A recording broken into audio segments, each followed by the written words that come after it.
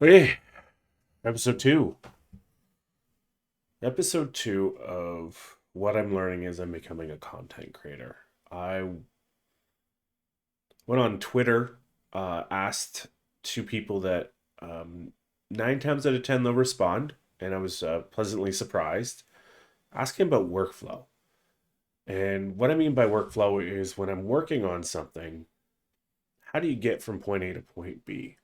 In the content creating community, you can watch YouTube of how they make these masterpieces, but they don't tell you the workflow to get to their ideas, filming, and whatnot, to the actual content. So I decided to ask Twitter. Two people asked was Sally's dog and Big E. And then I hashtagged a content creator. And quite a few content creators actually spoke up. Joe Woe, big Call of Duty content creator, a couple other people were just speaking up. And the big thing they all said is once they stream, once they get off, they do all their editing, but they timestamp everything. And it's something I didn't think to look up.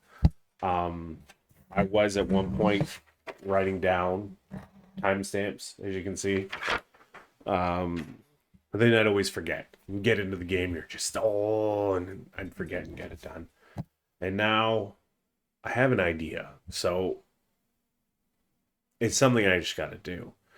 The other thing I haven't figured out is how people do it daily. Because I'm only streaming maybe 2 to 3 hours a day. So I have a very small window of content. And for example, today's stream was like an hour and a bit. I'm sick. I don't know if you can hear it in my chest. There was nothing. I played like poop. I ran into people just in the weirdest places, like I'm hanging out on top of the radio tower at observatory sniping. I just it was just a bad day for content creating from the gaming perspective. From this perspective, though, it allowed my brain to keep working through these ideas I had, and here I am. So here I am talking about, InfoWriter. It's a plugin that you can put in for OBS. I'll put the link in the description. It's an amazing little thing. It allowed me to timestamp random things because I wanted to test it out today. Test timestamped all my deaths and bang, right there. Easy go. Click, click, click. Find it. And from there you can edit pretty quickly. So that was number one. Number two, I decided to get away from trying to create long form content because I need to work on my editing. And the best way to work on my editing, I found now, is shorts. I just pounded out 3 shorts. Three? Two on Sunday. Today's Monday. So yeah, 3 shorts pretty quickly of things that I'd saved from the past and I decided there. The big thing, and let me pull up the notes I made. Again, Big E has decided to talk about some of his creative process. One of the things he does is basic storytelling. He looks at one, he's doing the hook. Two, set up. Three, conflict, and four is resolution. If they're not hooked, won't stay and aren't satisfied, and it won't get pushed. That's what he said about YouTube shorts. Any shorts, let's be honest. Any of those shorts that you watch time and time again that you actually stay on for the 30 seconds or 45 seconds, they hook you in. They started out conflict resolutions and then resolution. Like it just ties it up into a nice little knot. You look at some of the big vloggers in the world, Casey Neistat, which I mean vloggers don't exist really this day and age, not the way he was. Every one of his videos started out with a hook, presented the problem, resolution, and wrapped it all up nicely in a 12-minute video.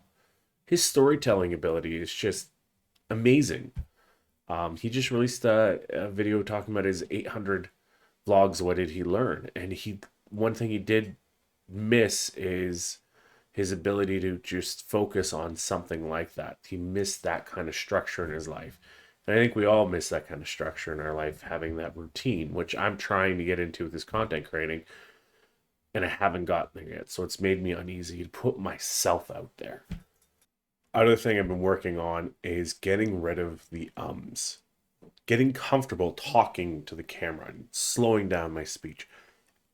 And ironically, YouTube, ums and ahs, YouTube brought out the YouTube brought out an algorithm clued in that was something I was looking into. And there's a guy out in Australia, don't remember his name, but he talks about speech and how to deliver and how to practice using your hands, inflections, taking your time, or talking really quickly to get excited, or slowing down to emphasize a point. And then he talked about ums. The ums are will distract from every story, and I'm gonna have to cut out all the in the editing that I do. Right now, I think those two lessons I've learned this week have been immense. I'm going to continue to try to do a short a day, either with content from gaming or content just from things I'm learning. That's the plan. That's the goal. That's the end goal, is just to keep talking what's in this brain that keeps getting in there, thoughts I have. And I'm going to keep asking questions on Twitter. I'm going to keep reaching out to people and learning and growing, because that's all we can do. So, till next time, till episode 3, which will be a week and a bit from now. Everybody have a great day, great evening, just have a great time. Keep learning. Cheers.